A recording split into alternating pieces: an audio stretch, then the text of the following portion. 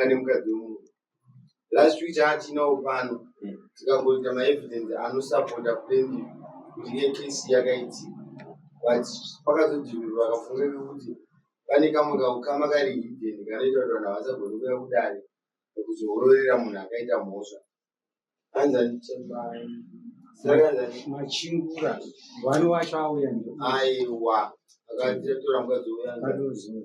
mudokadozora wacho iyeye ane ukama hwei pane kurorerana nevamwe vanhu vakatorwa navo vakaona nyaya yacho. Saka toita vakadzoke musi 24 neuchapupu hwake hurikumurambira kana uchapupu hwakaona zvino ukama wacho hausigona kubvurana kuti wauya kudara. Asi nyaya yeadhautari pane restrictions dzakatoti wandei. One main witness one akatanga kuona munhu achipinda mumba umu akatumirwa ma-threatening messages erufu chaiwo kuti unoda kuzvigadzirisa ndiwe here. Another witness akatumirwa threatening messages aita kunzi uyo ari ma-threats achona achishandisa nhamba yake achishandisa nhamba dzawo mameseji ari kuva kuvanhu vacho vasiri kuuyawo. Infact anga ari munhu aenda ukunhirini azoenda but nyaya dzacho dzicho kumapurisa chena kwaitwa sio mapurisa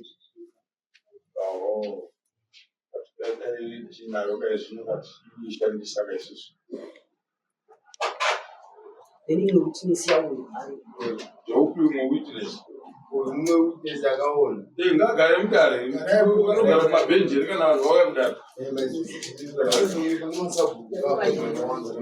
kana vanhu vauya kudare vanogara mumabhenji ani manje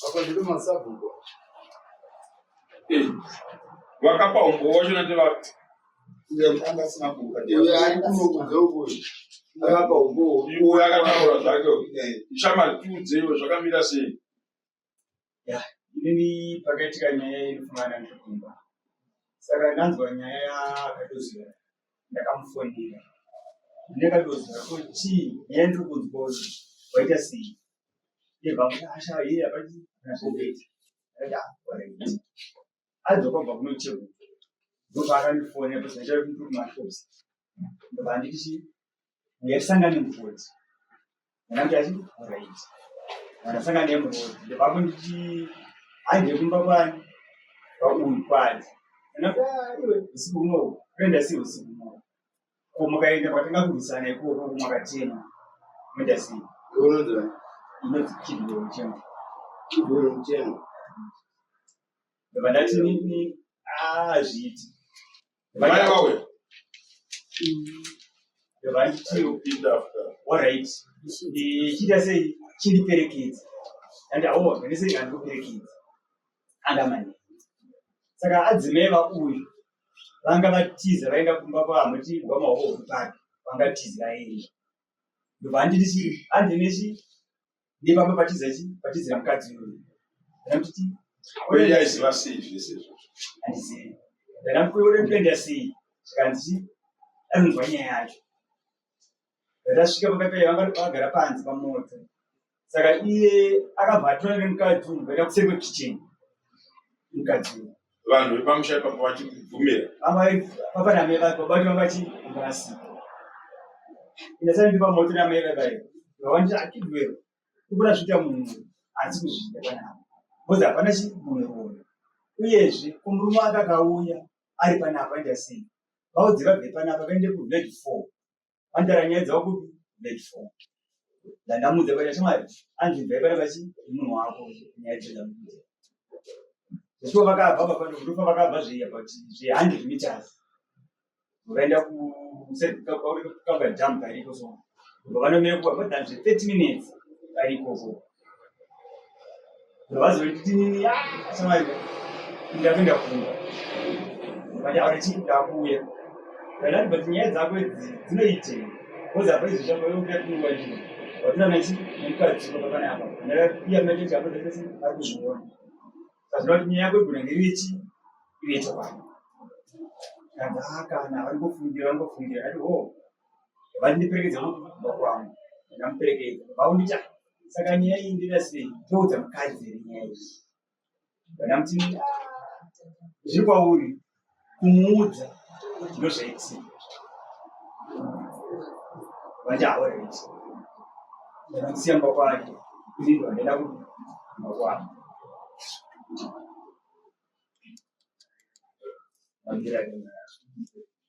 saka ivo vakuchenesa kuti munhu takatozomboenda tese akasvika akazotorana nemukadzi vakaenda kwavakaenda for more than 30 minutes ndokuzodzoka kwamaida kunge achida kuti muende maida kunzi muende kune uyu aienda ndandimba kwakuru kunodii azi kuti bozi uyu anzi akamufonera kuti zvamaita zvisinokazvaonera sei ndazvinzi saka akakuti anzi handifuna mweya mukazona ari kupira amukadzi auyi vatumbesi nandizuva vatumbesi kuti mukadzi angabva kuchikuti pakamhangarirwa mawe ekutirete nabhei achimutuka kuti ndokuraya akabvatiza kuchikuti saka akadzoka nezuro saka nezuro nhasi vatorana futi hanzi vakatorana futi nezuro nomukadzi wangu vachitorana kupi mukadzi wakanogara kusirumba kwako akatizira kwamadzekete kufuka akaenda kufuka kufuka kuna mai neni akaramba ndakufuka daipasina kuti akanyengwa haitiza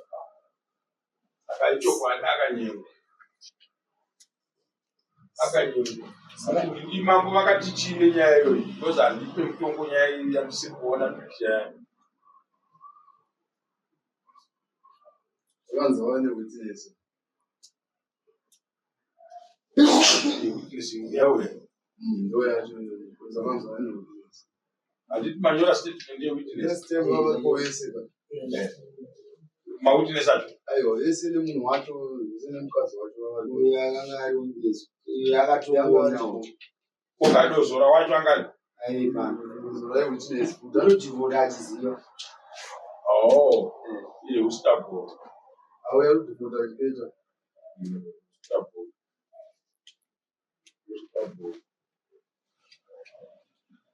nyaya yacho inoti izogadzirisika ka inoda kuzongogadzirisika tichibva pakunga achacho ngaabhadhare mombe 5 dzekukura mukadzi wemunhu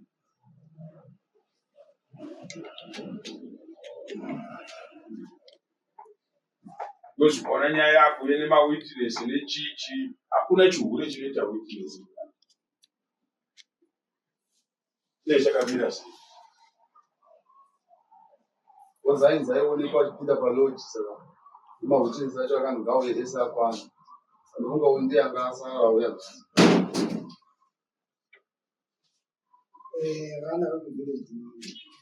vandingakuedza vantu mukadzi kuite kwatunzi akaenda zvisviraadainetsana kubva manje achindikatora vana nechisimba kudzikira navo chikuti ukati iwo hautori vana nekuti izvo zvawatonzi wakatonirwa dare kuchegutisi kudiwa kucheguti kwamambokudiwa zvikanzi handiendi kwese ndikuchaduda vana ndikati kumangoenda kucheguti tobva tangoti mapurisa ataona neone zvino vana tombopedzera ikoko zvikanzi vanoshanda nyaya yangu purisa ndichabva naye kuchino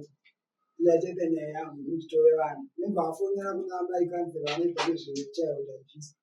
nebva vandifonera kuseri zvikanzi gai mai ava torechi vana ndikati avatori vana because nyaya yekudari nhasi kana tabva kudari ndipo vachazopuwa vana because ivo havasvika kuatenda makontesi but ivo ndovada kuteerera iyo mai iyo mbuya inotaura kwanzi siyai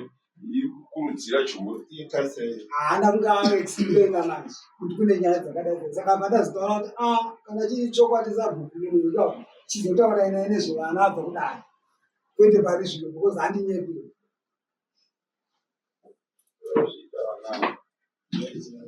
right nyanyore good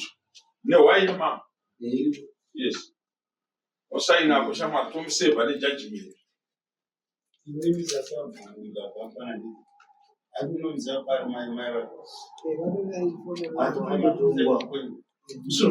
kumubatisa kana munhu achidiwa nezerapi